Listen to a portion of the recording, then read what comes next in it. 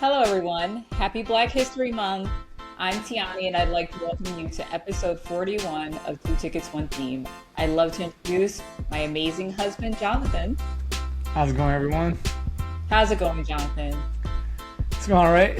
You learning a lot about Black history this month? I mean, always, right? Always learning more. You're just learning about me? Right. Okay, well, we are nearing the end of Black History Month, but the movies keep on coming, and we have a fun one for you today.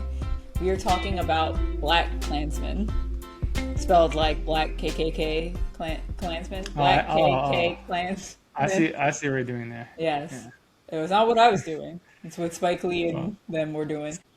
This wild, amazing story is actually based on true events, and we can't wait to get into this movie with you all. Now we will do a quick rundown of facts about the movie in the segment we call Movie Trailer. Black Klansman is a docudrama that was released on August 10th, 2018, and it was directed by Spike Lee and written by Charlie Watchtel, David Rabinowitz, and Kevin Wilmot. It is rated R and has a Rotten Tomatoes score of 96% critics and 83% audience. Jonathan, why do you think the audience didn't like it as much? I mean, 83% is still a good score. I'd say the people were were probably taken back how the film decided to end after the story was to be completed. That's what I thought you were going to say. I think a lot of people just couldn't handle what Spike Lee wanted to show everyone, and I totally understand why he did it. But it's pretty. He's trying to bring it back to the real world. Right, what's going on, yeah. The real world could be horrific and intense. Like, there was levity, which I'll mention later. Like, there was a comedic sense in it. And one of the last scenes we see, we'll get into it. We're like jumping far ahead. But one of the last scenes we see right before that real world thing that they show is funny. So it's like out of nowhere, like this very serious thing that they show. So maybe that threw them off. But we'll talk about that more later. Definitely brings down the mood. Here's a synopsis from IMDb. In this story inspired by true events, it is the 1970s and Ron Stallworth, an African-American Colorado police officer, successfully infiltrates the local branch of the Ku Klux Klan with the help of a white Jewish colleague. Now it's time for a segment we call Showtime, where John and I will take you through the film scene by scene. If you haven't seen Black Klansman yet, we highly recommend watching it first. This is your official spoiler warning. But before we jump into the plot, we're kicking things off with a fact segment.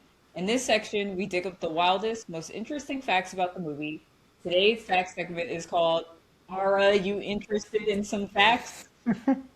Ara, John, you sure? We'll start with the first fact. You sure? We'll see where we get that from later. Even though I don't think I used it properly. I don't think. There's definitely a difference between how people talk, right? Yes.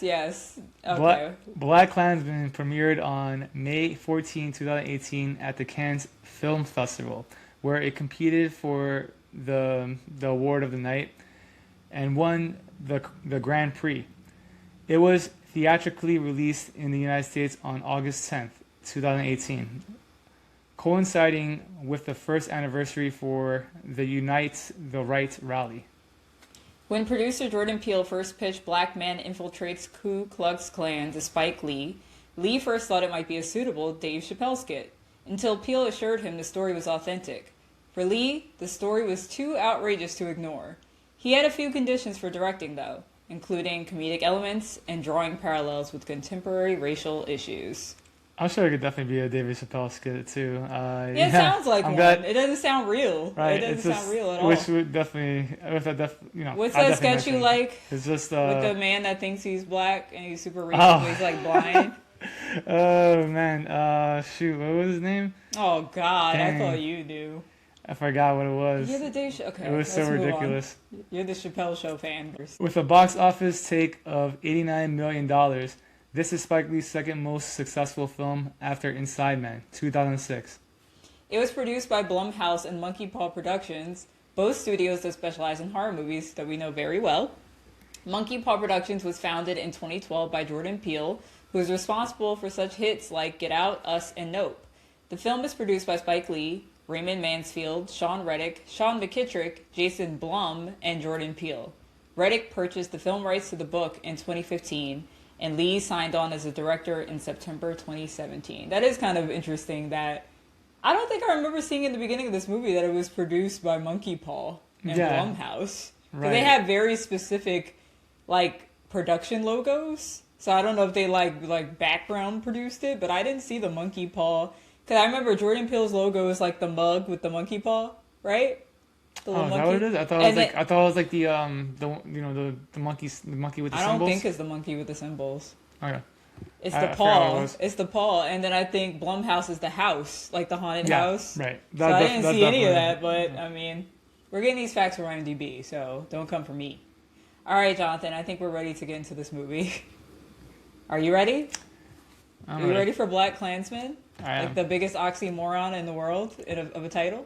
All right, let's get into it. The movie starts with a scene from Gone with the Wind, which I actually did not know because I've never seen that movie. So I saw it in the facts. I was like, oh, snap.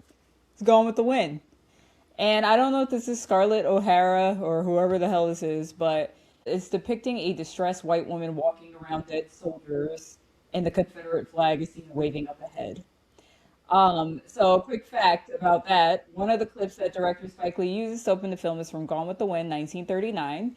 This movie is frequently cited as one of the greatest masterpieces of all time, but it is also a controversial picture for its depiction of slave-holding white Americans as sympathetic, African American slaves as servile and dim-witted, and its omission of common treatments of slaves such as chaining and whipping. That's why I never watched the movie because it just seemed like they were putting the white people on a pedestal. I believe this is the movie that Hattie McDaniel won Best Supporting Actress for, right?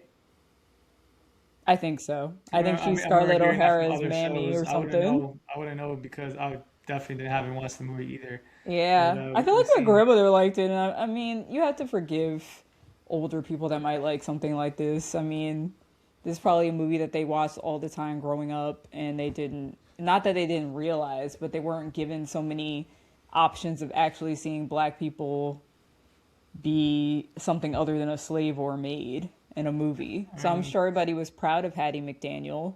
and we're not judging people who Right. like the movie when they were, that's the time they lived. It's the same way people today would judge people who watch American Top Model. America's Next Top Model. America's Next Top You could Model. tell who actually did not watch it while it was out. All right, so we meet Dr. Kinnebrew Beauregard. That's a name. And he's played by Alec Baldwin. And this is going to be the only time that you see Alec Baldwin in the movie. He's giving like a news briefing or like a lesson about his disgust and distaste of the spread of integration and miscegenation. Is that how you say that word? And I looked it up because I didn't really know what it meant. And it basically means like you're reproducing with interracial Right. reproduction, but Interracial. specifically mixing white with something else. And he believes it's ruining America. He goes through different things that ruin the country. Again, integration of schools. He specifically talks about the Little Rock Nine. And he said the final nail in the black coffin was the integration of schools. And he keeps saying we had a great way of life. He maligns the civil rights assault.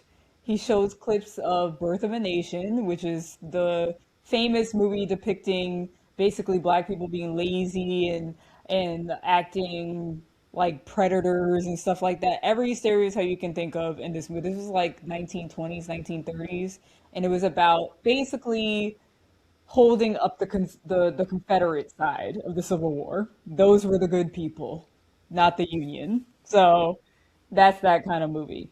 He spits out a lot of anti-Semitic things as well and slurs against black people. So black people and Jewish people are like the main people that are being assaulted with this man's words. It's kind of like a educational type of, trying to spread information for those who are being welcomed into this hatefulness group, right? Right. Yeah, it seems like a video that they would have put on in the 60s, like on the film reel. That's what it's giving off, like it's like a lesson Right. that was recorded on film. It's like teaching a teenager like, oh, you're about to have hormones and be an adult type of Right, thing. that's what it's like. Yeah. So again, we go back to a fact about the birth of a nation. I was wrong. This was 1915. And fun fact from my personal life, coming up in film studies through college, The Birth of a Nation unfortunately had a lot of groundbreaking like editing and stuff, like film things that had never happened before. So when you go through film class and film studies, we unfortunately had to watch this fucking movie Mm, because it had like this was the first time in film that blah blah blah blah blah blah. I can't remember because I haven't been in film studies for a long time, but it's frequently referenced because it was the first to do stuff on film. So unfortunately, I have seen. I might have been forced to watch the whole thing, oh, God. which is what we're about to get into. This film contains clips from The Birth of a Nation in 1915 when Spike Lee was a student at NYU Film School. He was so outraged that his professors taught the movie with no mention of its racist message or its role in the Klan's 20th century rebirth that he made The Answer in 1980 as a response. Many professors took great offense, and Lee was nearly expelled. He ultimately was saved by a faculty vote. After Lee's film industry success, he became a professor at NYU Film School and artistic director of the graduate film department. Now, I will say this about my school. They definitely made reference of it being racist. Like they didn't pretend like it wasn't Right. racist. Like they definitely precursored that. They didn't just show the movie and say, "Oh, groundbreaking film I techniques." mean, to be fair, Spike Lee went to school way before you did. Right, exactly. Like 1980, he said he saw this, or the Right. 70s. So all right, so we get back into like the real movie. Like that was just showing some clips. Again, he's connecting it to real world things. The movie continues with its version of based on a true story by saying this joint is based on some for real shit. That's what it I says. mean, word it Very that Spike way. Lee, yeah. I mean, this is true. Gotta Yeah. believe it. It's based on true events. As movies do, they twist and turn the facts a little bit to make it more cinematic, but it's mostly based on true events. We meet Ron Stallworth, who's played by John David Washington. Jonathan, who is he the son of? Ron Stallworth? John David Washington. Oh, John David Washington? You actually don't know I didn't know that? that. I'm guessing Denzel Washington? Yes. I didn't know that I at thought you all. knew This that. is me. This is me finding out today. That's so funny. I thought you Today, knew that today for years old. sure. Years old. I didn't know that. Wow. Okay. So yes, Ron Stallworth, played by John David Washington, is Denzel Washington's son. He has a very nicely shaped afro. You could tell he takes care of it. He's standing under a banner that reads Colorado Springs Police Force, minorities welcome to apply. So this is indicating that they usually don't hire black people for the police force. It cuts to Ron being interviewed by someone named Mr. Turrentine. We're not really sure what his profession is. He's played by Isaiah Whitlock Jr., RIP, he recently passed, and Chief Bridges, played by Robert John Burke. And they are peppering Ron with weird questions, kind of stereotypical questions like, does he do drugs and alcohol? Is he a womanizer? Why didn't he go to the military? He answers that he went to college. And then they question him, like, what would you do if another cop calls you the N word? And Ron asks, like, is that something that I should expect to be called? And Mr. Turrentine is like, you're going to be like the Jackie Robinson of the police force. In You're going to be Colorado. the first black man in the police force. So you should expect it and just turn the other cheek. Don't make any problems. So he sort of promises that he won't have any issues with that. And he gets hired on the spot to be the first black officer in the Colorado Springs Police Department. And Chief Bridges promises to have his back if anything happens or if anybody's aggressive with him or attacks him. But he's problematic himself, which we'll find throughout the movie. So you don't think that they ask other police officers when they're interviewing them if they've taken drugs or alcohol? It sounded very stereotypical. So like Like it was they being wanted to directed make to sure. that to him specifically?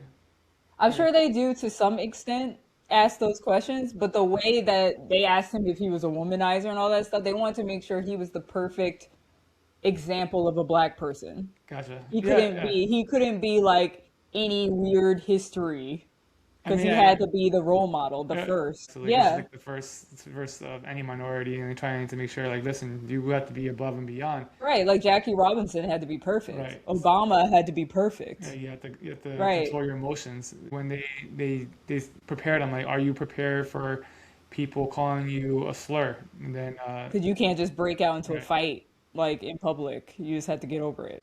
All right. Well, Ron gets placed in the records department. So, yes, he's a part of the police force, but he's basically in the back behind the scenes. Like, he's not at the forefront because he's just pulling records for cops. and it's probably the worst. Well, I wouldn't say the worst, though. It's the safest. You're definitely not gonna get hurt in the records I mean, room. yeah, why would yeah, why would But be the he worst? hates it. It's For boring. me, it sounds like a blessing. I'm like, you mean I'm not gonna get shot and I work He against wants to papers? make a difference, which we find out throughout the film. He wants to make a Right. difference. He can't make a difference in the records And department. that's So for he damn doesn't sure. like it, Jonathan. He immediately hates it. So Right. Ron goes to Chief Bridges and Sergeant Trapp, played by Ken Garrido, and asks to be an undercover detective. He knows what he wants. That's what he wants to do. And he thinks he would be good at it even though he's a rookie. Like he literally just started and he's like undercover. I feel like you have to train for that. Yeah.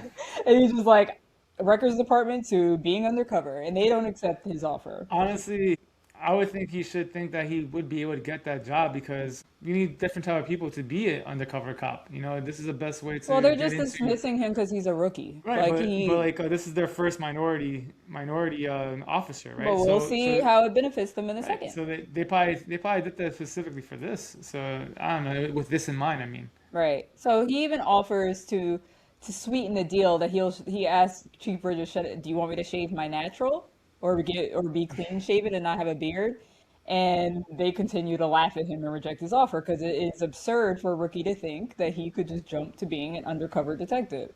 So, meanwhile, back at the records department, he gets into it with another officer named Andy Landers, and you can instantly tell that he does not like Ron, a black man, being a part of the force, and probably a bit racist. I'm not gonna say a bit racist, very racist. He seems to despise him instantly. He starts to antagonize him. I think, Jonathan, if you want to get into a Well, little bit of their conversation. the first interaction is him asking for a case that involves a black man, and he described him as Toad. Ron didn't like this because so he tries to get him to actually tell As for him the his name, name. Landers didn't like this interaction because like why are you talking to me like this, rookie? not So talk he back, ends up yeah. actually saying it, but in the end, he angrily like leaves and has the file finally and calls Ron Officer Toad, and Ron To basically say, angrily. I see you just like this black man. Right, and Ron Yeah, angrily does karate moves towards the door once Andy leaves. right. Because he's trying to be that stand up black man that Mr. Turrentine asked him to be. So he's trying not to get too defensive and confrontational with anybody, even if they're clearly racist. But things turn around real fast because the phone rings in Ron's home. Back at home, he's sleeping, and it's the chief. He's changed his mind and tells him he has an assignment for him and to come to the station wearing street clothes. So it appears that he's about to be given a chance to be an undercover police officer. The chief is waiting for Ron in the room along with two other detectives, one named Flip Zimmerman, played by Adam Driver, and Jimmy Creek, played by Michael Buscemi, which is I didn't look it up, but I assume it's Steve Buscemi's brother or something because they kind of look alike. He's They like a definitely better look like looking version of Steve Buscemi. that. I would not be surprised, right? Right. The chief talks about civil rights leader Stokely Carmichael being in town and how he's a former Black Panther. And the chief shows his distaste for Carmichael. He doesn't like the Black Panthers. He doesn't like black people that stand up for themselves. So that's why I said Chief Bridges is problematic because, yes, he might be behind hiring minorities, but something tells me this wasn't his idea. Like he didn't want to hire black people, but maybe Turntime was behind making sure that there was more of an initiative to hire black people. So he's not for the advancement of black people. So Ron is to infiltrate that event that Carmichael is speaking at and wear a wire to make sure that the black people in attendance are being good little black people and not getting revolutionized or riled up by the speech. And there's a lot of stories of the Black Panther at this time where they can be violent, and they definitely carry guns to have that message like, oh, we're gonna protect our own. Right. And they have every right to feel that way. As Ron is getting fitted with a wire, Flip asks him if he knows what to do if there's a gun in his face, because they're all realizing, wait, this rookie is about to go on an undercover assignment. Has he even been trained in this? But Ron shows him, like, I know enough. Like, I know enough to de escalate the situation. So they're like, okay, whatever. This is what the chief wants. Good luck. I mean, it should be light work when It he's should be. just going to some type of speech. There's a long line outside of Carmichael's speaking event, so obviously he's very popular amongst black people. He finds out that Carmichael changed his name to Kwame Ture because I think on like the banners outside the event we see Kwame Ture. Ron approaches a group of three black people. One woman in the group, Patrice Dumas, played by Laura Harrier, is nice to him because everybody else is kind of because he says like, "What's going on, my brothers and sisters?" And he has a very. What's funny about this whole thing is that Ron Stallworth has a very like white voice. So like it's funny that the rest of the storyline happens. So he comes out like, "Hey, brothers and Yeah, sisters." he He just seems seems so like out of out of place, place. Yeah. and his father was in the military, so I'm thinking to myself like maybe he had a lot of interactions with like other white people. This is why He knows King's this is English. why he knows both worlds. So Patrice, who's just being nice to him because her friends are like, "Who's this guy?" She's like, "How you doing, my brother?" And then she lets him know the origins of Carmichael changing his name to Kwame Ture and mentions that she is also the director of the Black Student Union at Colorado State College, and she was the one that specifically invited Kwame to speak that night. Kwame Ture is played by Corey Hawkins, who is played Dr. Dre in Straight Outta Compton, who is also a man on Walking Dead that disappeared. Right. Whatever happens to that guy? His character just disappeared with his terrible braided wig. I thought he was gonna randomly come back in the other shows that came from Walking Dead. Yeah, he's been in a lot since then. Right. That's just like the main ones I remember because it was so weird that he just was went Right. missing. With the Um, dreadlocks in the show. Oh, bad wig. One of the worst They wigs were in bad. history. His most poignant points include stop running away from being black, find beauty for black people, that's black power, embrace your black features, fight oppression, don't be ashamed of your heritage. He talks about police brutality, how retribution is needed to fight back. And then he starts a chant of hell no, we won't go. We're not going to be like pushed out of our cities, put in fear to get out and make room for white people.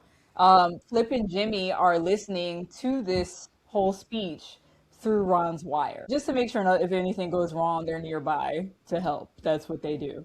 Kwame's final words in the speech is, "If I am not myself, who will be? If not now, when? And if not you, who?" And then it ends with all power to all the people and all the people power. And Ron seems to be getting into it. Like he's like, Mm. oh wait, like he's kind of low key being revolutionized in this moment. His Like, words are very powerful, and yeah, I'm thinking to myself like, I wonder what Flip and the other guy is thinking like while they're listening to his speech. They're just like, wow. it probably doesn't mean that much to him, but they could probably see that this person is very. He's an orator that makes people re- get revolutionized. He's a good speaker. Yeah, he's a leader. You know, right. He's a this is leader, and what that's leaders why they're do. worried about it. They speak their mind and relate to those who they want to influence. Right, and Ron seems to be into it. Like I said, he puts his fist up too and recites "all power to all the people." Right. So like he's doing a little bit more than he probably expected he would do. Oh, So he feels this way too. He's just he's this is just what trying to do it like the right, a right different way, right? way, the right He's trying way. to see what he can do in the police force, which we'll see that he actually does something in the end of the movie, Yeah, being a cop. right. So Ron goes up to Kwame at the end of the speech and asks him, "Do you really think a race war is coming?" This is him doing his job, like trying to get intel. And Kwame answers, "Arm yourself, brother. The revolution is coming." So that sounds like, Violent. yeah, planning on violence. But, probably just preparing just in case. They're not just trying to start a war. They're There's just been like, you should have a licensed gun and know how to shoot it. That's there's, basically what he's saying. there's definitely been tension today or even like years before where this comes up when we had those protests of police brutality. And now we're having another type of violence out in the streets. And this time with ICE, it's like we're forgetting about police brutality because these guys are looking much, much worse. Right.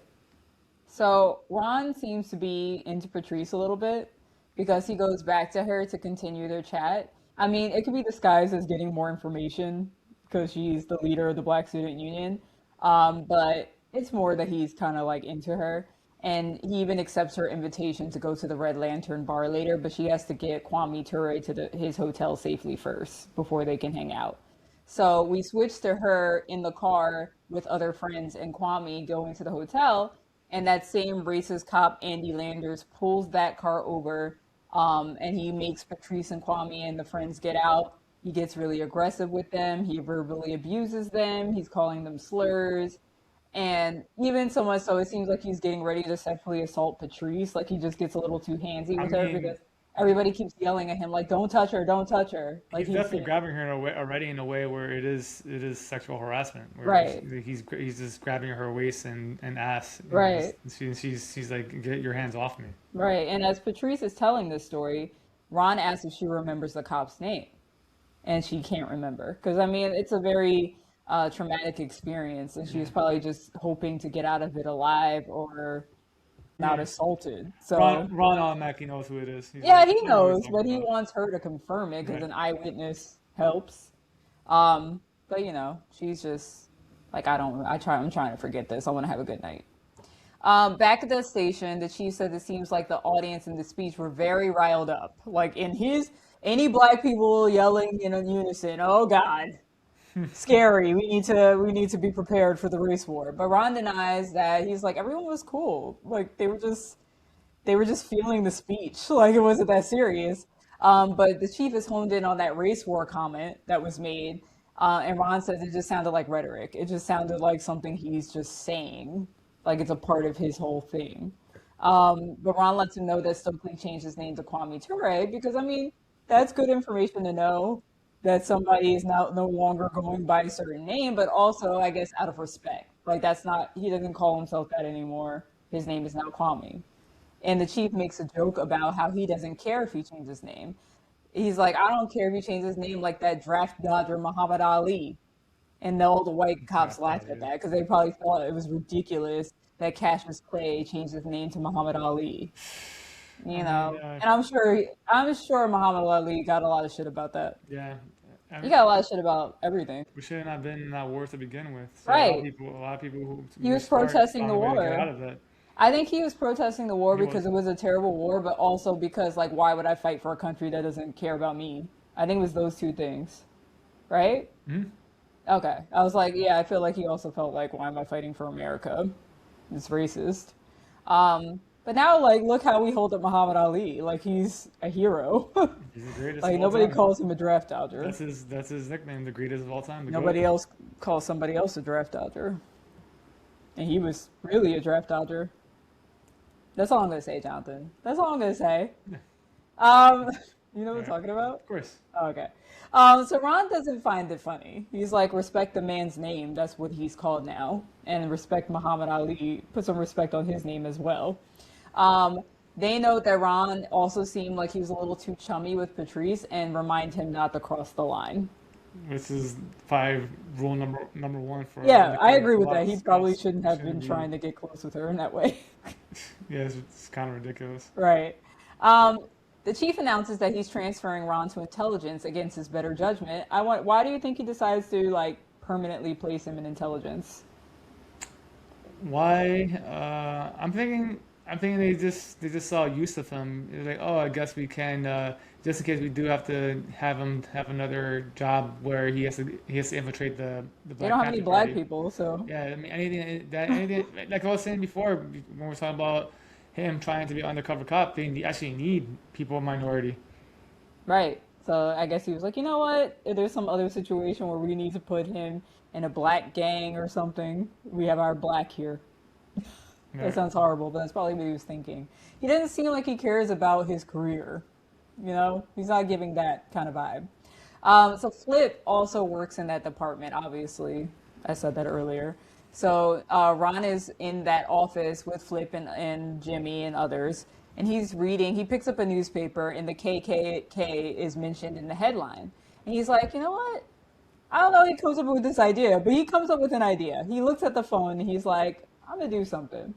He This is calls. crazy. I know. How do you just come up with that in your head? So he decides to call the Colorado chapter of the KKK.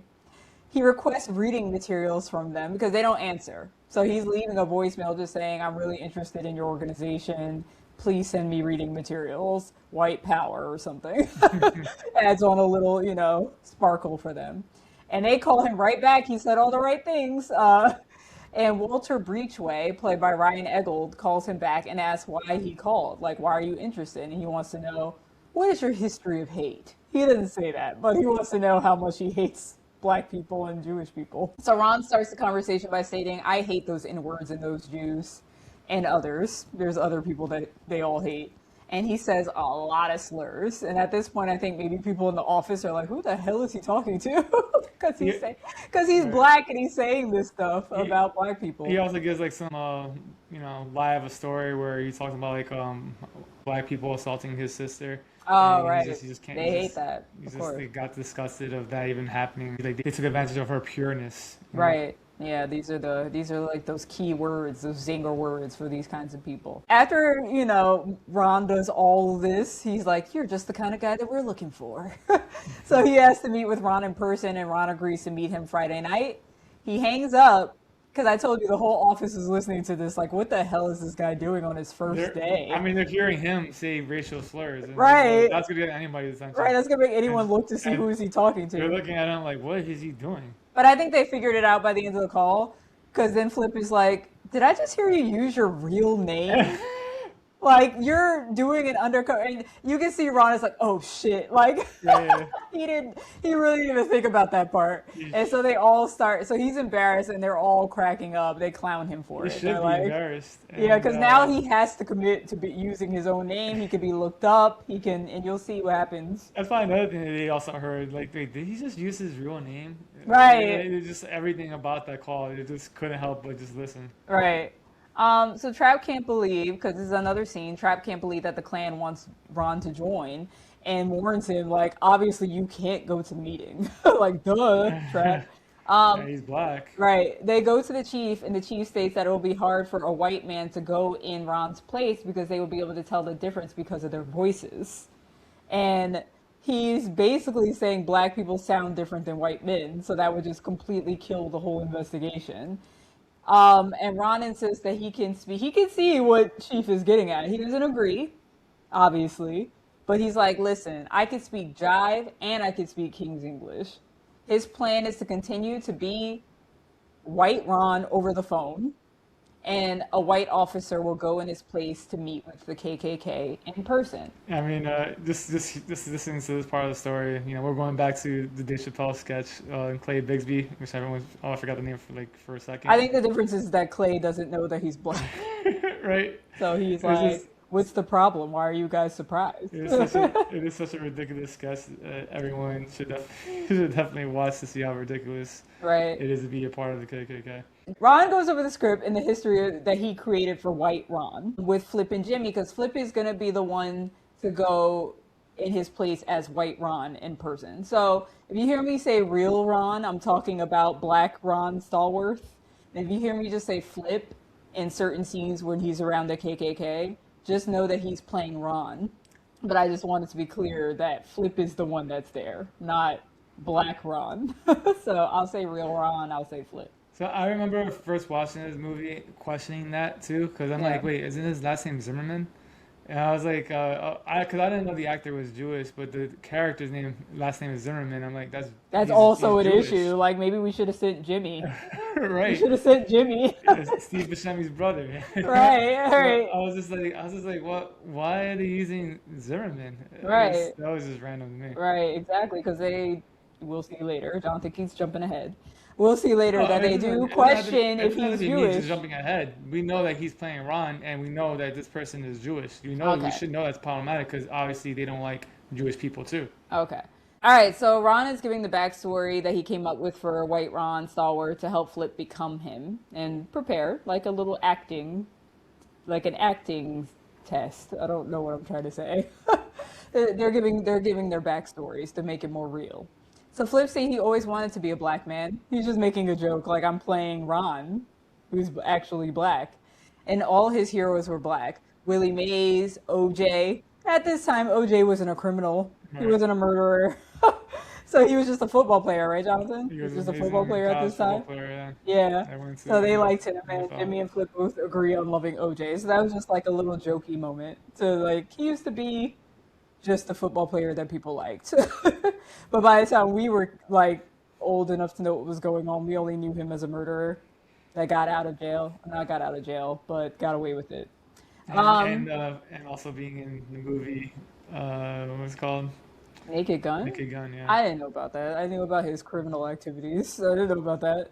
Uh, So Ron goes over the way Flip should speak and tells him to get used to talking about hating people of color because that might be a little difficult because it seems like Flip and Jimmy are like okay with Ron, like they're cool with him. They don't care. They don't hate people of color. So he's like, you're gonna have to get used to really talking shit about black people and Jewish people, and it's gonna suck.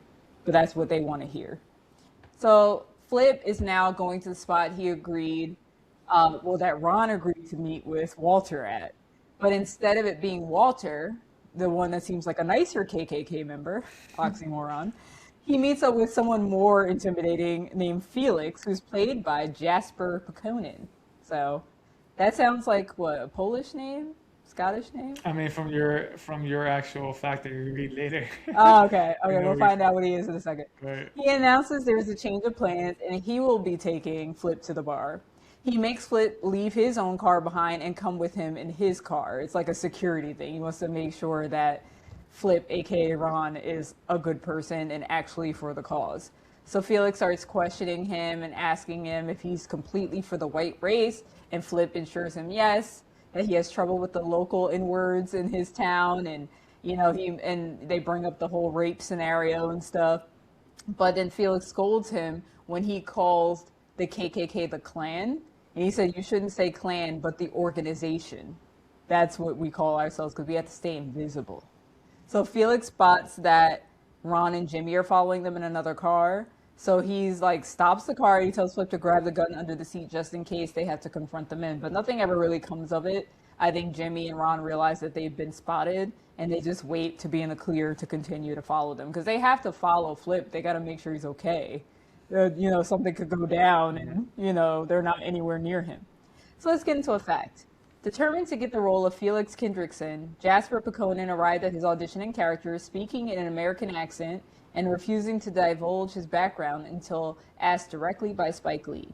When Pekonen revealed he was Finnish, oh, there you go, he's Finnish, Lee expressed his amazement and told him he had been completely convinced that Pekonen was American and cast him in the role.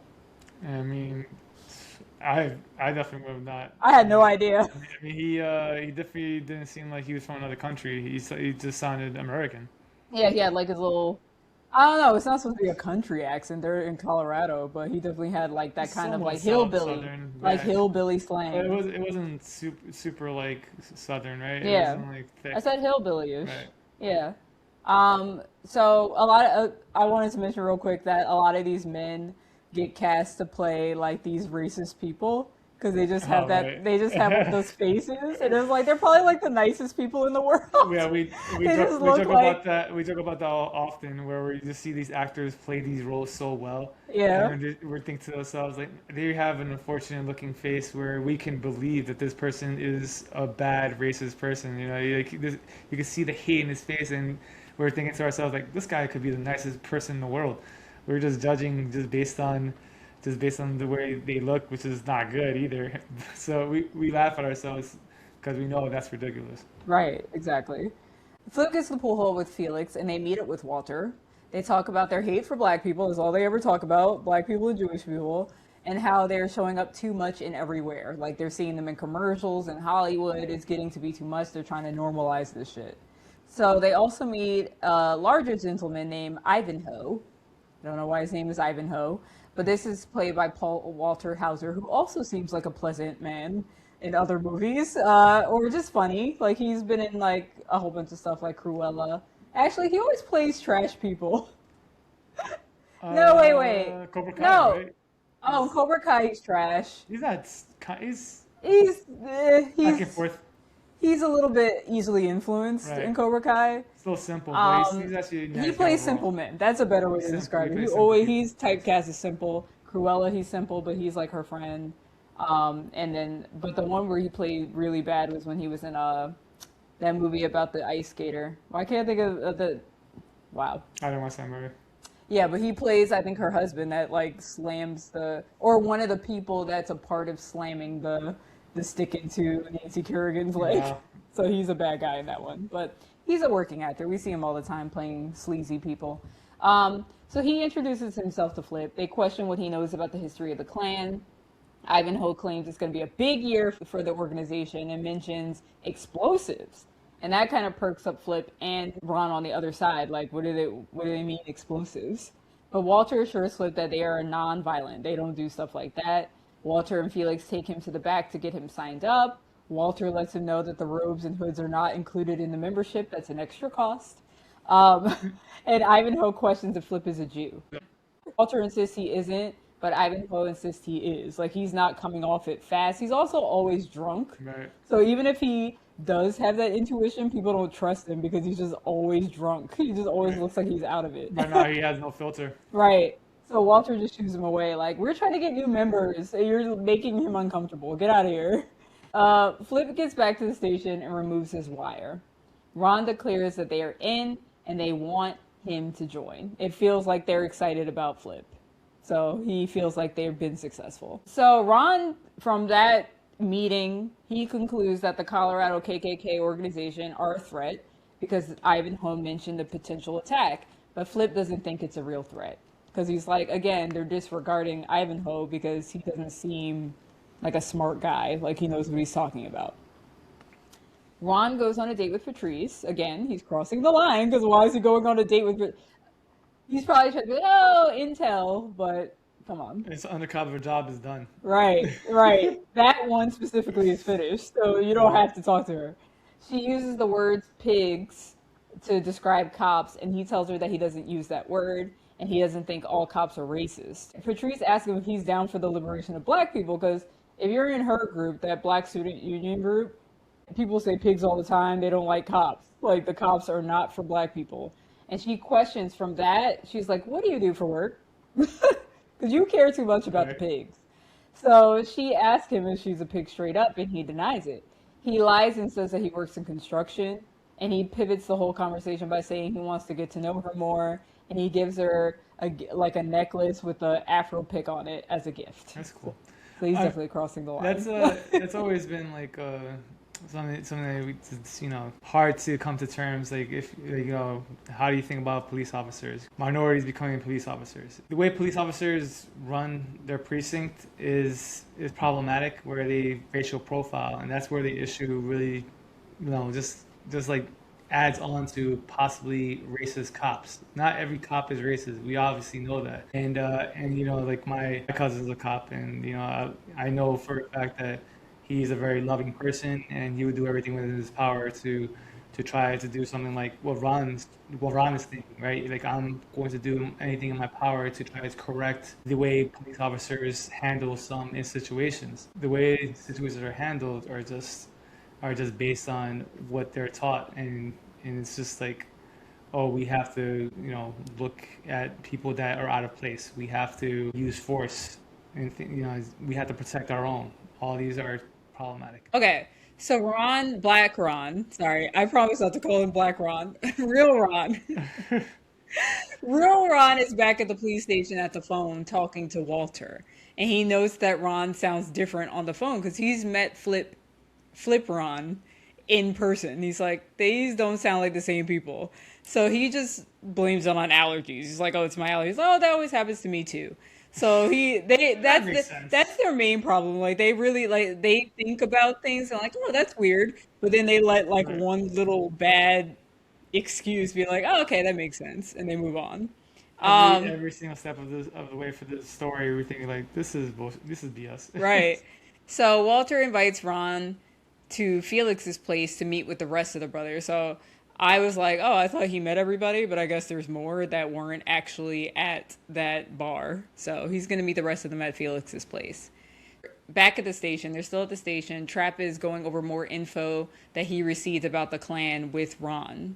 He talks about David Duke, the Grand Wizard of the clan, how he has never been seen in his robes or hood out in public. Like, he doesn't just walk around with that stuff, which, duh. Right. He always wears a three-piece suit. Trap says people think he wants to run for office someday.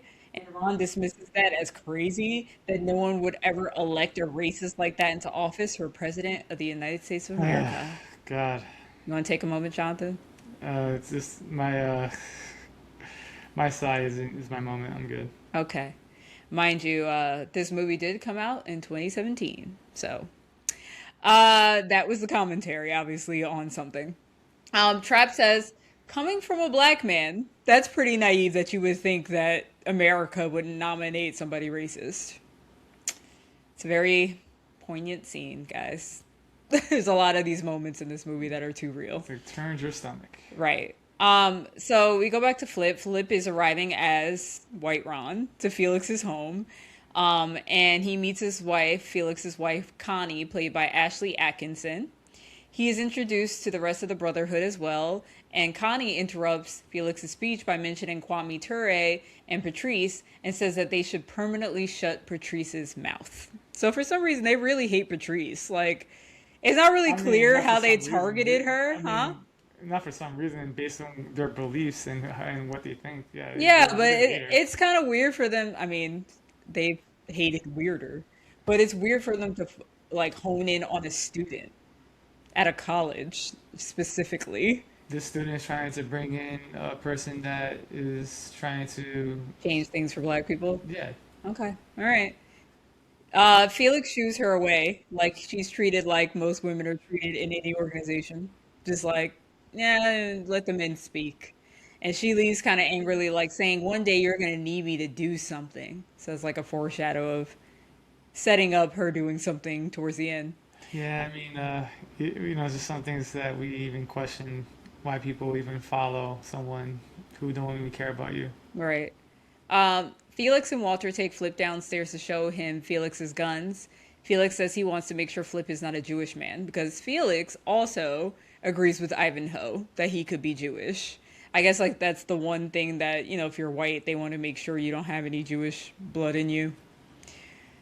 This is all so ridiculous. Ron is listening to everything on the wire outside, real Ron. Felix takes Flip into a room and he closes the door on Walter to make Flip take a lie detector test. And this is when everybody, including the audience, is like, oh shit. I don't know if Flip has practiced passing a lie detector test when he's lying. It's like a military thing, and even they have trouble with this. Right. So Walter knocks on the door because he's upset. He doesn't want Felix to do the test on Flip because to him, he's just trying to get new members. And if you treat members like this, they're going to be turned off. So he doesn't care about making sure this man is Jewish or is not Jewish. So Walter is pissed. Felix starts saying things like the Holocaust never happened. This is all before he even puts the band on him. The band for the lie detector test is not on. Flip says Holocaust was the greatest thing ever. Felix asks to see his penis while taking out his gun because he's like, I heard Jewish people do something weird with their penises, so that's a way to tell. So he's insisting when taking out his gun for him to put that strap on his arm. And it's getting very aggressive and scary, and Ron is hearing this. Real Ron is hearing this. So he's like, I have to create a diversion, else this man might die. So Ron throws a rock into the kitchen window, and Connie alerts Felix as Ron runs away because he knows that he can't be captured because he's black. Flip runs out of the house after Felix to keep on the facade that he's actually a racist man that should be in the KKK. He takes the gun from Felix and starts shooting towards Ron, obviously knowing that Ron is safely far away from the shots, and starts shouting slurs as he's running away. This would be all the proof they need. Right. So back at the station, Pratt admonishes Flip and Ron for shooting in a residential area. It was never supposed to get that serious, that guns would be fired. So he is pissed, but he's not pissed enough to tell on them to the chief because he doesn't want him to know about it because the chief is just going to kill the whole operation. Right. So he just lets them know he's mad. Flip confronts Ron about almost dying if he had been forced to take that test because he clearly would have been outed as a liar. He doesn't feel like the investigation is important enough to lose his life for. He tells him it's just a job for him, but it's more like a crusade for Ron. What do you think that means, Jonathan? I mean, he definitely it definitely appears that he's on a mission. His first assignment was to infiltrate the Black Panther. Now he's trying to infiltrate the KKK, which is the exact opposite. But the way I think of what he's saying is like because you're black, you feel like this is a very important issue. Right. Like you care so much about this That's investigation. For me, it's just a job. I was just assigned. And Ron questions that. He's like, I don't understand why you don't feel like you have skin in the game when you're Jewish. They don't like you either. Right. So he accuses him of you pass for a regular white man. So now you're living like one, and now you don't even care about Jewish people. Right. So that kind of hit hard a little. You could tell he's like, oh, wow, yeah, Because we have this conversation too, just it seems like a human thing to do where you don't care unless it starts affecting you and your people. exactly. It's just we have to think more. We have to think back to the teachings that we learn from whatever religion we have. We have to be a community. We have to care about our neighbors, care about others. Right. And don't wait until it just affects you personally. Like it has to, I mean, that's happening all over the country right now, and especially before the election. Everybody was specifically worried about their own finances, specifically worried about their own family. They could not see past them and theirs. That's it. Like they could not see how it could affect other people, and just really there was no consideration. And I feel like this whole world has an issue with considering others and love for others. We're And this is an example of that. He's like, I don't care about this. You care about this. I'm not dying for this shit. And he's like, what do you mean? You should care about this. They don't like your people either. They want you gone too. we'll But see some character development with Flip. right, He we starts will. seeing where Ron is coming from. Right. So Real Ron calls the KKK to get his membership card because he hasn't received it yet. And David Duke, we meet David Duke, the Grand Wizard, who is played by none other than somebody you would think would be the Grand Wizard, Topher Grace. Did you think? I never Oh, well, think how about surprised were you seeing Topher Grace? Eric Foreman from That 70s Show. Right, That's how I always picture him. right. So that Yeah. I think it's funny that Spike Lee was like, who would be good for this? Topher. But maybe it's because Topher seems so innocent and Yeah. sweet that that's like the juxtaposition you need. That this guy is charming and seems harmless, And but he's actually one of the most racist people in the world. his character in That 70s Show also makes him appear to be the jerk. So he has Right. that going for him too. Right. So he's good at being like a sweet, charming asshole. Yep. David Duke. David Duke answers, and Ron is shocked. He cannot believe that he got to the top just from one phone call. So Ron ups Right. his acting game and really gets into how much he hates people of color. And David says, I'm proud to be talking to a true white American.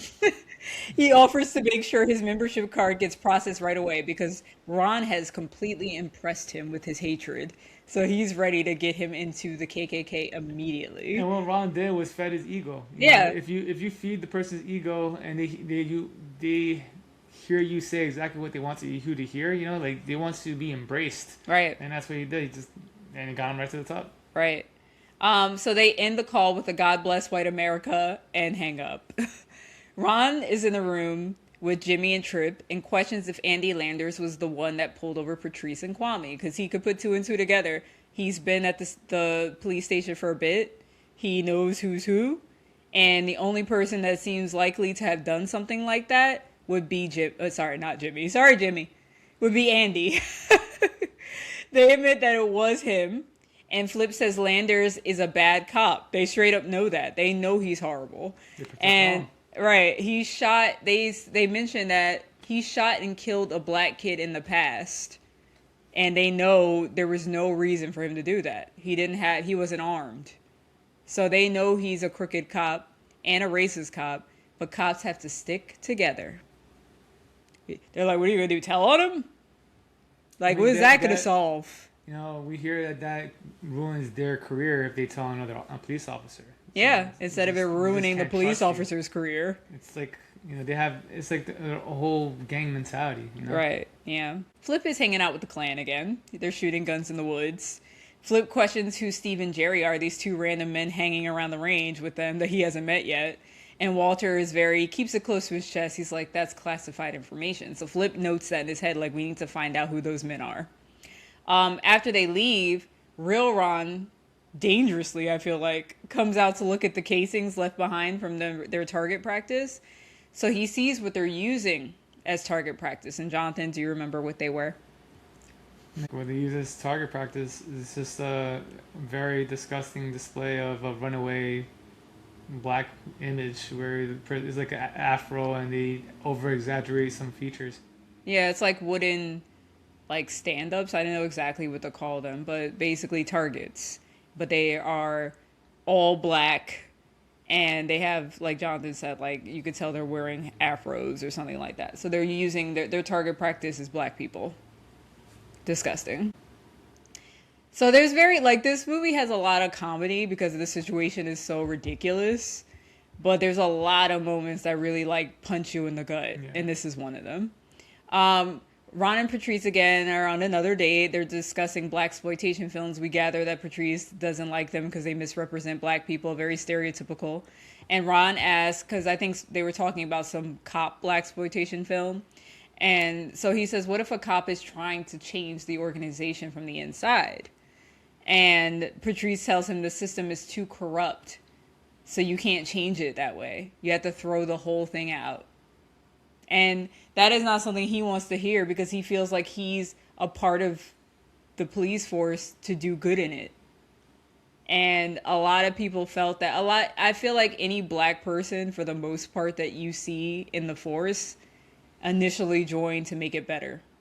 And then they realize that things are too steeped in corruption that they can't really do that. This is where you could see where Patrice is coming from. Right. And what Patrice is trying to say that they should do is also going to be very difficult. This is why this never really changes. Right. So yeah, I mean, you could definitely see both sides, and you could see where Ron is coming from, but I feel like Patrice definitely brings up a good point. So you could obviously tell that he's feeling bad because he's lying to her straight up about being a cop.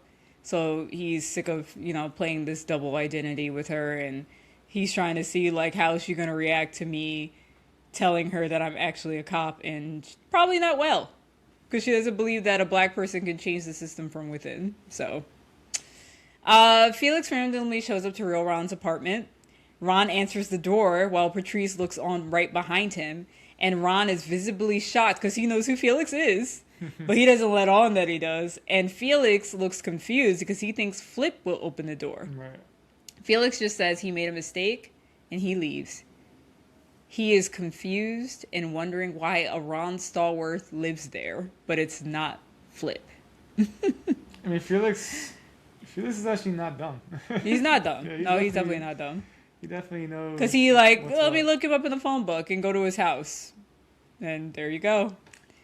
But you could say dumb, and he takes a while to move on things. Yeah, I mean, that's the thing, right? I think he's just being influenced by the others around him, where he's like, maybe I am doing too much. Right, yeah. And they're making him feel that way. His suspicions. Walter's definitely, I hate to call them anything positive, but a peacemaker.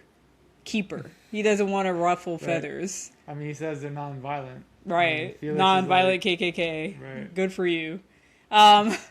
Felix confronts Flip about going over to his place, like in another scene. Flip is over at the house, and he's like, I went over to your place, and you have a twin. And it was a black man with the same name.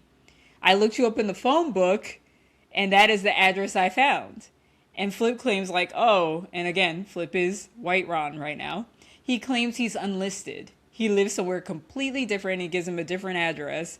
And Felix also tells him, I saw Patrice there, that bee from the Black Student Union. I think we should kill her. We should permanently close her lips. That's too much of a coincidence. That's another thing he should have questioned. Like, what, why is she in of all places, the place I'm going to check for Ron Stallworth, she was in this apartment? Right. So Flip tries to lighten the mood, like try to switch the subject. He's like, no, you can't close her lips permanently before it sucks my dick or something gross. Yeah. Oh, Flip. But, he's just trying to play the part, Right. like, let's switch it. Let's make it funny. Oh, God. Well. Oh, God. It must be so hard for him to say all this shit. Right.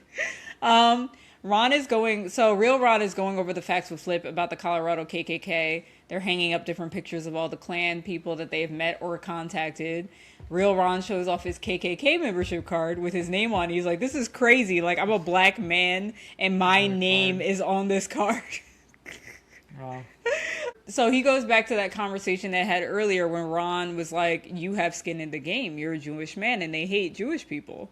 And Flip admits that he never felt Jewish because he didn't grow up practicing Judaism. This job that they're doing right now with the KKK is forcing him to think about it every day when he didn't think about it at all. So he admits that yes, he has been passing. Like it's not that he admits it, he's realizing it. Right. Like wow, like I really haven't realized that I've been benefiting off of people thinking I'm just white. And he doesn't want that anymore. Like you could see the guilt like in his face, and Right. I thought this is a really really good scene, and it's something that you know other people should realize. You know, just with other races, like even Hispanics that could pass for white or other races. You should care about everybody.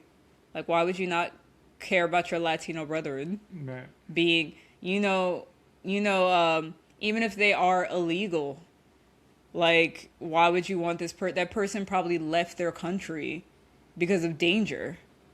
And you don't care how they get sent back? You don't care what they get sent back to because you're a citizen of the United States and you're here legally? You don't care. You complain about them getting health care. You just want them to die because they're not legal. Like, it's just like humanity is just dead today. And it's really sad to see.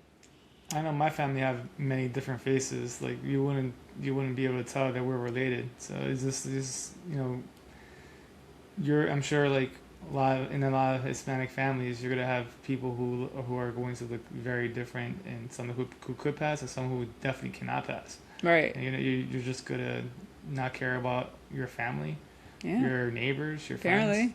Yeah. Oh, this movie makes you think a lot. And that's why we did it. So we go back to the Black Student Union group, and they're gathered outside. Patrice seems alarmed as Ron is approaching. She's holding a flyer that says, "You can sleep tonight knowing that the Klan is awake." And John and I were trying to figure out exactly who's that supposed to comfort. I guess white people, but they're intimidating black Right. people with it. It was plastered all over her windshield and all over the neighborhood that they live in. And Ron tries to calm them down and encourage them to be calm, like, don't react to this. And the man that she's around, like some of the students that she's around, they're annoyed and they say, that's the problem. We're always cool.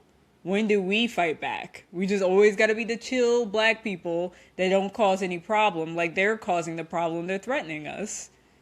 But we got to be cool. Whatever. So we go to Ivanhoe, and they're sitting in a car. I think they plan on burning a cross or something, so they're like waiting in an empty field for the cross to arrive. So while they're waiting, Ivanhoe asks Flip if he knows anything about C4, which is an explosive. And one of Flip's storylines that he created with real Ron is that Ron Stallworth was in the military. I don't know if that's true for Flip. I can't remember. So that's why Ivanhoe is asking him about C4, and Flip says he doesn't know anything about C4. But this conversation is interrupted when Walter comes and says, "No, we're not burning crosses today. Sorry, canceling the cross burning. There's too much police activity. They're everywhere." Felix is watching Patrice leave her home as she's getting into her car, and we as the audience are listening to David Duke spewing racist shit in a voiceover. And at first you're like, is this on the radio? But no, it turns out it's a voiceover. Okay, we see that Patrice drives a red Beetle. That comes into play later. And Felix is following close behind. So they're really committed to doing something to Patrice. They hate her a lot. So that voiceover turns out to be David Duke having a long conversation with Ron on the phone. Real Ron. They're becoming like phone pen pals. Right. They're like just have conversations just for fun. And David Duke claims he doesn't hate black people. He just thinks they should stay in their place and serve white people like his mammy did. And David Duke admits that people like him and Ron should be in public office to bring America back to its full potential. You know, make America great again. That. But anyway, he lets Ron know that he is going to come personally to Colorado Springs for Ron's initiation. He loves Ron. It's just funny because it's like, David Duke probably doesn't do that for a specific, like, chapter member. If you were to find out who Ron really was in person, I'm sure his head would explode, just like in the Dave Chappelle skit. Right. All right. So we hear Walter talking on the phone to someone. Do we ever get confirmed who this someone is? I don't think so. Oh, wait, maybe I say it later. Well, he's I don't remember. basically saying they need a new leader of that KKK chapter. He doesn't want to lead anymore. He doesn't think he'll get the votes again. I guess they're losing faith in his leadership. So Felix was going to be next up, but he's being viewed as crazy and a little bit of a loose cannon. So Walter, it turns out, is actually talking to Black Ron, asking him to be the leader. Does that make sense? Like, he wants Ron Stallworth to be the leader. Obviously, And Flip. and why is that? Because he's a smart and diligent man. Because he is a smart and diligent man. Yeah, the things they think black people are not. You're like, you'd be perfect for the job. You're so smart. You would be quite the leader. Right. So Walter holds a meeting at probably Felix's house, and he announces that he's going to step down as president, and he nominates Ron, aka Flip in their eyes. Ron in their eyes, but he looks like Flip. Felix and Ivanhoe are pissed. They question why he should be trusted this soon. He just got there. I don't know how many months it's been, but it's like we're not even sure he's not Jewish. I think all of them would be. I'll be mad. If Right, someone like comes who's in this guy? I've and been in goes this organization for it. forever. What? Walter mentions that David Duke would approve because they're buddies. They love each other. That actually helps him a lot. Right. So Flip is like, I don't want to do this. I can't lead. And he brings up an excuse that he has to care for his sick dad in El Paso. El Paso? El Paso. El Paso. I like Paso, the Spanish. El Paso. It probably is pronounced like that, but it's El Paso. Right. Real Ron corrects him over the wire, like, no, your dad's from Dallas. And Ivanhoe questions him for getting that wrong. Like, you said your dad was from Dallas. Which one is it, Dallas or El Paso? But they move on so quickly again. Like, they definitely get on him. Like, what? I thought it was El Paso or Dallas. But they're like, whatever.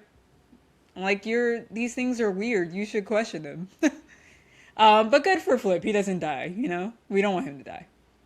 Real Ron gets on the phone and asks David Duke, aren't you... Because this is another scene. They cut very quickly back and forth between things. Right. So Real Ron is back at work. He's at his desk talking to David Duke. And while Sergeant Trapp is nearby listening in, because I guess he just wants to see what Ron is doing, we're talking, like, how are the conversations going with this man? And Ron asks, aren't you concerned about a black person calling you and pretending to be white? I always forget to mention, he goes, white. White? Whites. Ron silently laughs with Trapp listening in, and David Duke insists that he can tell when he's talking to a Negro. Take you, for example. I can tell you're a white Aryan man by the way you pronounce certain words, like R, like the letter R. Like black people say "ara," not R. I was like, wow. All of us, we all say "ara." I don't think I've ever heard that. I've heard from my anybody. great-grandmother say it. Yeah? Mm-hmm. Okay. Aura. But I thought it was like a southern thing, like a southern black thing. I didn't really think much That's of like why I've never heard of it. all white people think black people say aura. But anyway, Trapp can't contain himself after that and bursts out laughing. And Ron is like shooing him away, like, go laugh over there. Like he can't hear that laughing. I mean, it's just a funny situation. Right. So after that call, someone else calls that number, and it's Felix.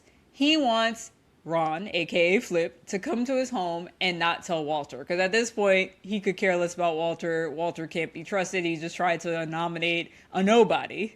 So he brings Flip over to see his guns and all the like weapons that they've collected in preparation for something. And Felix asks, like, where's your gun? And he's like, oh, I don't have one. But Felix gives him a gun and says, you're going to need this come next Sunday. And it's like, what's next Sunday? Thought y'all were nonviolent, but, you know, Walter's not there. So there's a group of them that have been planning violence. Not sure Felix thought he would be next in line to lead. Right. So now he's like, I'm just going to do what I want because I don't like Walter. Ron comes back into work and he finds a note.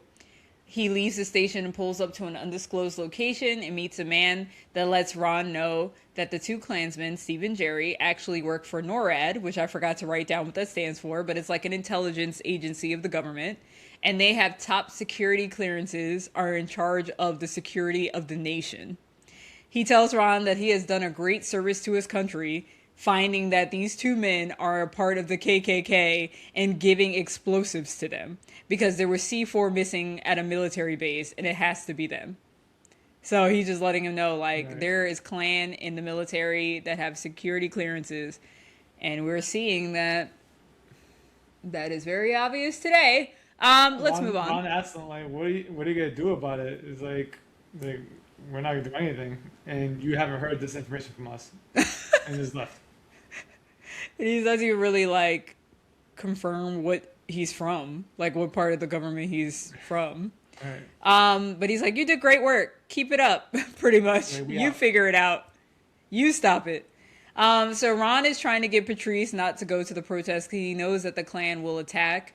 She questions if he's a pig because, like, how do you know that? How do you know that information? He admits that he's been a detective undercover this whole time. She calls him out, like, "Oh, wait, so if you're a cop and you're undercover now, were you undercover at Kwame's speech?" And he's like, "Yep, I was." There's nothing more that women hate than people lying, the man lying to Why her. do you know? How do you know that, Jonathan? I mean, I was that's like, "You never lied to me, right?" common knowledge. Right? Never, Never, never, ever. ever. Just little white lies that won't hurt my feelings. Yeah, sure. Wow. He just said, "I don't want to hurt your feelings because there's some shit that I would like to say." Ah, wow. Okay, so anyway, Flip scolds him for telling Patrice because he admits to Flip that he did tell Patrice about what was going to happen at the protest. He's like, "Man, you crossed the line. I told you not to do that. You should not be dating Patrice. You should not be giving up your identity and what assignment you're on. Like, come on, dude." But he's a rookie. He's making mistakes. He's being silly. But because he's kind of respected in the group now, because he's actually good at what he does, very committed to his roles and what he's doing.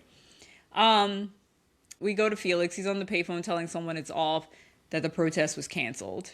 I was a little unclear about that part. Was the protest actually canceled, or did he just decide not to do it at that moment? Or did Um, Patrice cancel the protest? I would think that Patrice canceled the protest because She she knows. actually heard his, she took the warning to heart, even though it seemed like she's like, "F you, I'm gonna do what I want." Right, right, From that call, that's the only thing we could assume. right. Okay, so the protest is canceled, so they can't do their planned attack. The chief assigns Ron to security detail for David Duke. Sorry, just jump right into that. So the chief, again, he claims that he has Ron's back. He knows what Ron is doing with David Duke, talking to David Duke every day. And he's still like, David Duke is coming to Colorado Springs. You're going to be his security detail. Knowing that this man is coming for a Klan meeting, why would you put a black person on the security detail to be in that room surrounded by people that hate him? As well as knowing that he's been talking to David Duke every day. So he might recognize his I voice. mean, like, I always this is actually confuses me because there's different things that happen in the movie where you think that the chief is on Ron's side, and then things like this where you're just like, do you hate this man? Do you not like Do you Ron? want him dead? Right? Do you want him dead? Right. But again, it's a lot of back and forth with the chief. This is a weird. It's a weird. I mean, maybe he was actually being honest when he's like, "There's no one else to escort David Duke." Right. No one else? Okay. Right? No one else. No one else. That's You hard could for me. escort him. That's it. Um, just out of safety reasons, you know? So they're concerned that this is going to compromise the whole investigation, that David Duke would recognize his voice. But the chief, again, doesn't care, and he makes Ron go. He's still a rookie. He has to do what he's told. We meet Walker, who's played by Nicholas Turturro, and he's teaching Felix's wife how to plant and set off C4 to kill Patrice. They are very much have their sights set on Patrice. They want her dead. Real Ron arrives at the place that I'm guessing this is David Duke's hotel. And he's getting there to introduce himself to David Duke as his security detail. And obviously, the whole clan is startled that he is there. Like, are you serious? This is the only person they could get to be our security. Ron assures David Duke that I am nothing but professional. I don't agree with your views, but I am here to do a job. And David Duke accepts his professionalism and the assignment to protect him. He's like, apparently people are after me, so this is my detail. Whatever. They arrive at their location. He probably just sees him as the help. That's how he has to put Right. it in his mind. They arrive at their location for the initiation. Flip, as Ron Stallworth, finally meets David Duke. Duke is genuinely excited to meet him. Like, this is his best buddy pen pal, and he gets to meet him in person. All the white men are upset that Real Ron is there. They're like, why is this man in this room for this special occasion? Um, Felix and Ivanhoe sandwich Real Ron in and try to intimidate him. Like, we don't want, just to let him know, like, we do not want you here. You stay here, stay in this area of this building, and don't come to where we're going. You are not allowed to see our special ceremony. I And mean, then they walk he's away. a police officer. You know, he's gonna Right. be But intimidated they're by just you. showing that they still don't respect him, even though he's a Right. police officer. The Black Student Union is holding an event with Jerome Turner, who is played by Harry Belafonte, and he's speaking about the injustices in the court system, and more specifically, a man named Jesse Washington. So, just to give you some background on Jesse Washington, on May 15th, 1916, Washington, a 17-year-old farm worker, was convicted of the rape and murder of a white woman in Waco, Texas. Probably not a thing that actually happened, or not actually happened, that he actually did. He probably wasn't the rapist. After the verdict was rendered, he was pulled by a mob from the courthouse. A chain was wrapped around his neck. He was hit with bricks and knives, hung from a tree outside the Waco City Hall, castrated, repeatedly dangled over a fire, and ultimately burned alive. Some 15,000 people watched, and the police did nothing to stop it. I So, remember hearing him say the story in the movie where he's like the trial was like 5 minutes or something like that, and he's just oh like, yeah, they deliberated for like 4 minutes or yeah, it's like, something. oh, he's guilty, let's go. Yeah, and then they just let him, like he didn't go to prison. He just got murdered by the town. Disgusting. Yeah. Right. Um, so in juxtaposition during this event where Jerome Turner is speaking, the KKK initiation is taking place, and they're wearing their full KKK garb, the hood and the robe and all that shit. Duke calls Flip forward and asks him if he's a white non-Jewish American citizen.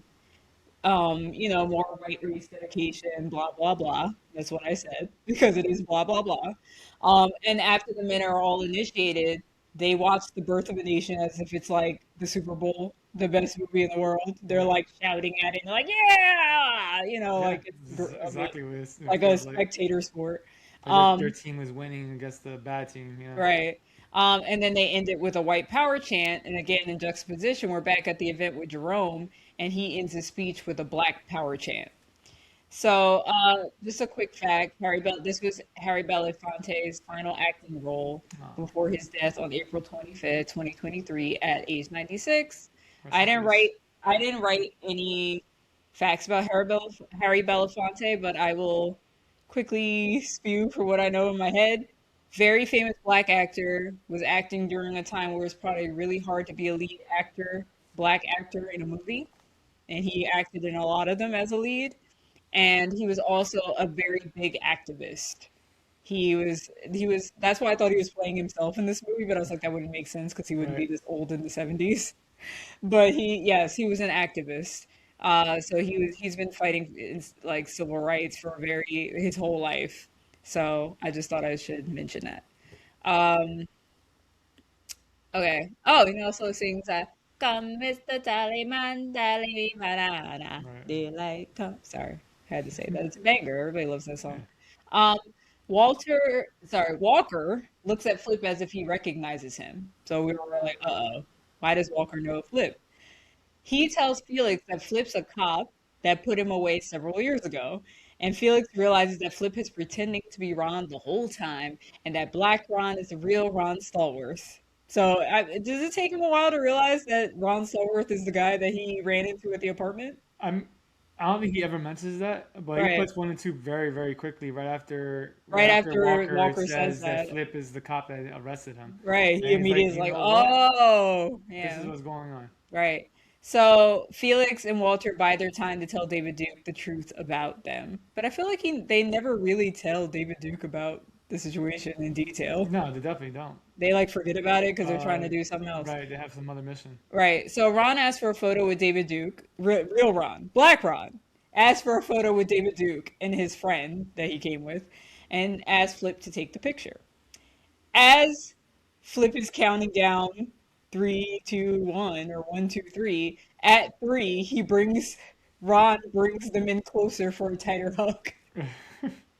It is one of the It's like, funniest scenes in the movie. They are appalled. yeah, it's like, what the hell are you All thinking? right, and like the friend of David Duke like wipes his shoulders off, like, oh, he's disgusted. Right. Um, and David Duke confronts him and says, "What did you just do, boy?" So he becomes his real self in that moment. And Ron threatens him with like 5 years if you assault an officer. You know what that reminded me of? Uh, When Diddy just said hi to a fan and he went back into the car. He was so disgusted. Like, Someone give me some hand sanitizer." oh, I gotta take a shower tonight. Right. Yeah, damn, you just compared it to David Duke. What was I about to say? I Yeah. wonder. We didn't look this up, but I would hope this moment is real. Is there a picture with like Ron Stallworth and I David mean, Duke? I don't know, because I feel like they probably would have shown the picture in the credit scene like they That's normally true. do. But I'm just gonna say in my mind is real. Were you Just surprised that David Duke was willing to take the picture? Or do you think that's his image of trying to run for public office? I think he would for that reason. Uh, I don't know, honestly. Because he's also still trying to be invisible, so he right, doesn't want to show that he is a racist, I guess, or right. be Well, he forgot obvious. all that when he got a hug. I mean, I mean, yeah, I don't know. It's who knows? But we say it's real. Okay. So Felix's wife Connie is told to leave the event to plant the C4 at the BSU event, and Ron notices that immediately and runs to his car to tail Connie. He calls it into, like the police force, like be on the lookout for this car or whatever, and he races to Patrice's event. Felix confronts Flip in front of David Duke. Walker says it's been a few years. So Felix and Walker confront Flip. And Walker mentions that it's been a few years since they met. And that throws Flip off because he's like, how do I know Walker? Like, who is this guy? But that tension is eliminated when Felix gets a call from Connie. The call is from Connie, who is freaking out that cops are all over the place. And he tells her, just calm down, go to plan B. And as we have mentioned, she's the one on the mission. Right. So Walker, Ivanhoe, and Felix leave the table abruptly, and David Duke questions Flip like why they kept calling him Flip. Like, why did they keep calling you Flip? And Flip says, "Oh yeah, me and Walker, we were in prison together. Guess you can't let it go." It's a The good people lie. should question things a little bit more. Like, I mean, it's that's a just good lie, though. it I is a good mean, lie. yeah. And since they were so wrapped up in killing Patrice, they just didn't finish telling on him. That could have been really bad for Flip. And everyone else on the table are not suspicious of Flip yet. Right. Ron gets to the event and asks for Patrice, but he's told that she already left to take Jerome Turner back home. Meanwhile, Connie is at Patrice's house trying to put the C4 in Patrice's mailbox, but it doesn't quite fit in the mailbox. So at this time, Patrice pulls up to her house, but she doesn't know it's Connie there. Connie quickly moves away from the front door and proceeds to put the C4 under Patrice's red beetle because at this point, Patrice has walked to the house. Connie looks suspicious, so Right. suspicious, and she's Because like she's so so nervous scared. about She's her so big moment. nervous. Right? She's like, I don't want to disappoint anyone. I I've have to been place this talking bomb about somewhere. they're gonna need me, and they finally need Right? me. I can't mess it up. So Ron then tackles Connie and asks where the bomb is. I guess he didn't realize that she put it under the car. And at the same time, other cops that I guess have never met Ron pull up and immediately think Ron is attacking her, and Connie screams, of course, the classic white woman thing that they like to accuse Yeah. black men of, rape. And so they just assume that's what he's doing, even as he's exclaiming that he's a cop. Like, I'm a cop, I'm a cop, I'm a cop. They don't care. They pull out their nightsticks, they beat the shit out of him while Felix and team look from their car. They're excited. They know that Connie has put the C4 under the car. Well, they know that Connie has planted the Right. C4. They assume it's in the mailbox. They don't realize that their car is pulled up next to the red beetle that has C4 under it. And their car blows. Did they pull the trigger? Yeah. They pull the Yeah, trigger. they have the what's it called, the detonator, No, they have the detonator. and That's what it's called. they push it, and they right next to the car, so they explode along with the beetle. Yeah, and Connie, if you were like not being a little asshole accusing Ron of raping you, you might have noticed your husband pull up next to the car. So we are to believe that they died in the explosion. Patrice is not in the car, but she gets hit by the explosion a little bit. Like she's thrown a little bit just from being in the area, but she's fine. Flip shows up to the scene and declares that Ron is a cop, and Jonathan pointed this out that he showed up without even taking out his badge. And they're like, "Oh, he's white, so he must be a Yeah, cop." he must be telling the truth. Right. So But they can't believe that Ron is a cop. They're like, this guy, he's a cop, but they listen to the white man. They're like, all right, fine, we'll Right. stop beating his ass. They don't care. He must be right. He's white.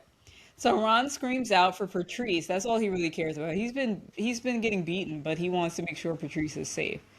Connie is on the ground screaming and crying because she realized that Felix got killed because he was right next to the car. Right. Yeah, you lost your husband, bitch. And he went in jail. All right. Ron is celebrating his win with the police force at a bar. But then Andy is also at that bar, the racist cop, and he comes to antagonize Patrice and Ron at the table. He lets them know that he could kill them at any second and nothing would ever happen to him. He admits to keeping black people in check for years and he plans to continue to do it. But it turns out, Jonathan, what's happening? Ron's wearing a wire. He has his fellow police officers Listening around in. the restaurant. Yeah. They're all at the bar. And I assume the reason why I say they're celebrating at the bar because they're all there. And it doesn't seem weird that Andy would be there. So they Right, must. right. So he's wearing a wire, and they're obviously listening in to hear him tell on himself. So they are able to take Andy in on everything he just admitted to in that while they were listening, which is police brutality and sexual misconduct and maybe a couple other things. And I'm sure Andy at this moment thinks he's untouchable. Right. And it was the surprise is Because that he hasn't everyone, blatantly admitted it. right, He and hasn't blatantly admitted what he's done. it's a surprise to him that everyone else is actually against him and with Ron. Right. So back to the office, the station. Ron walks in like he's the man, and everyone cheers him on, gives him high fives, and all that because he did stop a murder from happening. He was Right, able to infiltrate the KKK. They probably thought it was funny that he took that picture with David Duke like right. that. So he's feeling he's on a high.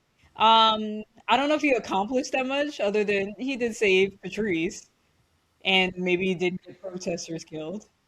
But he didn't really accomplish, in fact, of stopping the KKK completely.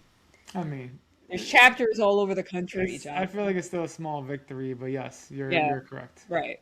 So the chief kills the mood and brings Ron, Flip, and Jimmy in his office and announces budget cuts. The investigative team or intelligence team, whatever they're called, lost funding and it is now disbanded.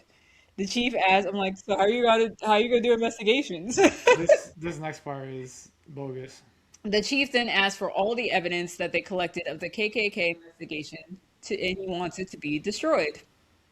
It can't get out to the public. So this story probably wasn't told for years until Right. the book was written, which is crazy. He couldn't tell anybody about this. Ron feels defeated, and as does everyone else on his team that was a part of that investigation because it felt like it was for nothing. Yeah. Ultimately, it felt like it was for nothing. So Ron goes back to his desk. He begins destroying evidence, but decides against it. It seems like it, right? He like rips one paper and he's like, "Yeah, I'm gonna put it in my briefcase." Yeah. And then he leaves the police station as the phone begins to ring. We're to assume it's David Duke. Now I don't know if this is just like the phone rings and he's ignoring it, or and then they just go back to the past of his last conversation with David Duke, or is this No, no, present day? it's still present day. So he goes back to Or, answer the or phone. or it rings, or he just decides to go back and he hears it ring again. I don't know. Okay, whatever. The next scene, the film goes back to Ron talking to David Duke. Ron is expressing his remorse about the whole situation that happened with Connie and Felix and how Connie's probably going to get a lot of time for what she did. And right after that, he gets right into it. He's like, let's stop this charade. Ron admits to David Duke that he's the inward detective that everybody's been talking about, Ron Stallworth, and calls him names and hangs up on him. David Duke is left in utter disbelief, who visually revolts at the thought of him communicating with a Right. black man the whole Uh, time. uh, He's like, he hangs up, he's like, Topher Grace does it perfectly. He's uh, like someone just like punched him in the heart. Like, it was it's so like funny. I love this man. Right? He's like my best friend away. He was so well spoken. Like white people like to say that. Right. Fat. I thought he was a true American. A true white American. David Duke did not discover that Ron Stallworth was a black man until 2006 when a Miami Herald reporter contacted him for his side of the story. So This moment was made for Hollywood, but we still loved it. Right. We still loved it anyway. He was still revolted by the idea of it in 2006, even though it happened Right. decades ago. Um, Patrice and Ron are chatting about the relationship not working out. You can tell Patrice is about to break up with him. Like, she can't deal with the fact that he's a cop and he was lying to her that whole time. Despite that he saved her, Yeah, it he's doesn't like, yeah, matter. you saved We me, just, we just thank have you, we have but uh, two very confrontational ideals. It's not gonna it's not work. gonna work. But right in the moment when it seems like she's about to break it off, there's a knock at the door, and it sounds like an aggressive knock. So they both draw their weapons, and in the classic Spike Lee dolly shot, because he does this a lot in movies, it you see them holding their guns to the screen like this, and it leads them to a window where we can see a cross burning. And this is where it gets real serious. Like the movie takes a Yeah. real turn to let you know things are still not okay, and the The KKK two is look still like out they're like there. floating to the window. Yeah, they're like floating to the window, and the KKK are surrounding this burning cross, and it looks like they're almost worshiping it. They're like bowing down to it. Then it gets even more real. We cut to real footage of Charlottesville, Virginia in 2017 during the first Trump presidency, where neo Nazi white men felt like they needed to carry tiki torches to the downtown area of Charlottesville to protest Black Lives Matter and to protect their white supremacy. It shows the moment where a white man named James Alex Fields Jr. mowed down BLM participants in a car, including mowing down a white woman that died from the car impact. Her name was Heather Heyer. So it's some very like ominous, serious music playing as this real news footage is showing. Not even news footage; it just looks like someone filmed it on a phone or something, and it's very sad. This part like made me cry because Yeah. unfortunately, during the first Trump presidency and all this happening, it was a huge warning to not let this happen again. And America did not heed that warning, and now we are in it even worse than this. You add more footage to that. So it's even worse now. This is a very sad incident. I don't think I've watched Black Klansman one time and not cried after this shot. Definitely cried in theaters after Though, seeing this. right, the way that the music that comes in, the clips that they showed, showing her picture, showing people screaming and reacting to this man just hitting all these pros. It injured like 35 people. So yeah, it killed one person, but a lot of other people got hurt too. And the way he just backs up out of the crowd once he hits them full on, it's just crazy. Yeah. Um, so that's how the movie ends. To just Yeah. connect it back to how in 2017 at that time it was still going on, and in 2026 it's even worse. Yeah, it ends in seeing the true evil of the real world. Right. And Um, that's why we feel that the audience probably gave it 83 instead of a higher score. it just takes you right down to the pits of hell at the end of the movie.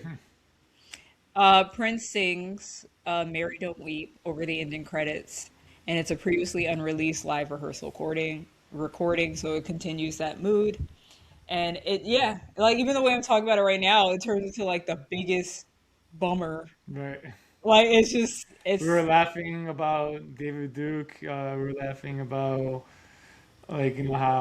how the racist cop gets in trouble.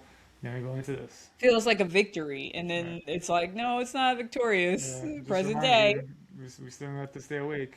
Right, and I remember all that footage. I was working at MTV at the time, and specifically TRL, and I remember us sending out the host, which is crazy. I think they sent one of the black hosts to Charlottesville to cover it, and it was like we didn't even have a regular TRL episode. We were just covering what was going on in Charlottesville. It was that crazy. So yeah, and it just seems like every day. It's even worse today because it feels like every day is a new news story that's horrible, worse than the other. So sorry for the bummer, but that's how the Let's movie get is. to the final thoughts. Right. So John, what is your review out of five Afro picks? Let's talk about the rewatchability, character development, plot, and entertainment factor. Okay, so some five Apple picks. We go category by category, right? Hmm. So rewatchability, I give it a five because despite the movie being unbelievable, it is based on true events. The fact that it is based on true events gives more impact to the humor, drama, and entertainment of the film. The character development, I give it a 4 because we can see characters being enlightened while at the same time not losing what makes them who they are. And then for plot and originality, the story helps it give it a 5. I mean, it is one of those stories you hear where logic goes out the window and you think this is too crazy to be true, but it's so crazy that it has to be true. Like just for someone to say in such detail, right? And then we go to entertainment factor. So for entertainment, it's only a 4 when I'm comparing this film to other films that I feel are more entertaining. But this film is really well written. I love it. The plot, the story, the characters. It does hit everything you would want in the movie. So overall, my score is 4.5 out of 5. But yeah, for rewatchability, a 5. I've seen this movie about 3 to 4 times, so obviously it's rewatchable. Character development, there were definitely a lot of character development for Ron specifically. Obviously, he became, I feel like, a little bit more woke than he was in the beginning, just with his interactions with Patrice alone. And obviously Flip, being put into that situation, got more in touch with his Jewish heritage and didn't like what he was hearing about hating people for no reason every day being a part of this investigation. Um, Plot, I gave it a 5, um, because even though parts of this movie are probably not real, they did a little bit of zhuzhing it up for Hollywood. It's an amazing story. How did we never hear about this? So shining a light on that was great. Entertainment factor, I said 4 because there are parts of this movie that probably drag a little bit more. Adds a little Spike Lee on it that can lengthen movies. Um, but it's still overall entertaining. It has a healthy amount of funny parts too. Final score came out to 4.5 out of 5 Afro picks. Um, my summary is Black Klansman is an exciting film that keeps you on the edge of your seat. The characters are compelling, the story is well crafted, and the moments of levity help balance an otherwise serious and unsettling subject. Its poignant, gut wrenching ending, made even more striking after such an accessible, lightly comedic ride, underscores why this film matters and how powerfully it speaks to today's America. This is a movie worth watching and revisiting. All right, Jonathan, let's get into those companion pieces and DVD extras. What would you watch after this movie? So I would watch Judas and the Black Messiah. Fred Hampton led a tragic life devoted to helping his community, only to be betrayed by a fellow party member who was a secret informant for the FBI. So this kind of It is has similar. some similarities, Mhm. and We almost it's did only, that. We almost did this movie. this movie only this movie came out like a few years later, right? Hmm. And then I also recommend American History X, definitely one of my favorites. It follows I don't the know how life. this movie could be your favorite. This is the biggest I bummer movie mean, of all time. it's definitely the biggest bummer, but I feel like it could definitely have it definitely could be powerful to some people, right? Talk about It, character development. Jesus right, Christ. exactly. It follows the life of Derek being influenced by the Nazi community, but going to prison has helped enlighten him along with the remembering of the teaching of his teacher when he went to high school.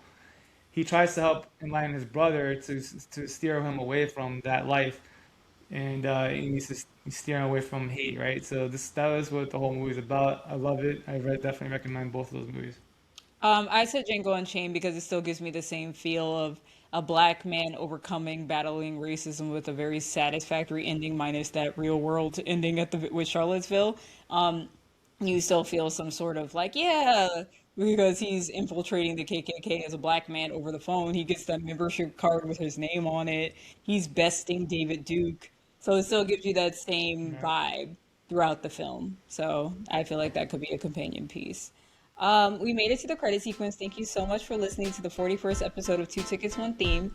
Next month, we are going to jump into Women's History Month, and to transition from Black History Month, we will start with a film about strong, fearless Black women. Follow us on our Instagram page at Two Tickets, One Theme. You can follow Jonathan at jmanzano1989, and you can follow me at TioniWA. Please follow and rate our podcast on Apple and Spotify. Also, don't forget that we are now on YouTube, so stay tuned for the link to the video version of our podcast. Thank you, and see you for the next episode.